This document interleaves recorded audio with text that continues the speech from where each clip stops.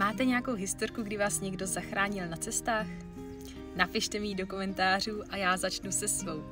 Na Zélandu jsem stopovala z Opotiky do Aucklandu a je to docela dlouhá cesta, je to asi 400-500 kilometrů a nějak jsem neměla v plánu, že bych to ten den nedojela, takže jsem vystřídala asi 4 lidí, kteří mě popovezli a už bylo asi 5 odpoledne a stopovala jsem zhruba v polovině cesty a zastavila mi jedna paní a vlastně se pro mě vrátila, viděla mě, otočila to, vrátila se pro mě a říkala mi, co mám v plánu, až se setmí, jestli do toho Aucklandu nedojedu. A já jsem popravdě odpověděla, že to jsem úplně neplánovala, takže mě vzala k sobě domů, byla to prostě asi 50letá starší paní.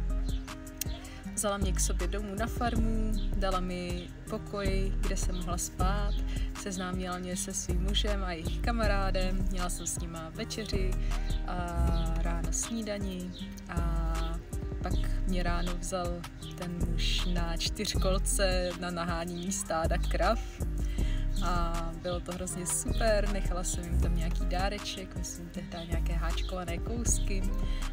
A pak jsem se tam za nima vrátila na návštěvu o dalších Vánocích a strávila jsem s nimi předvánoční den i s její dcerou a jejím mužem.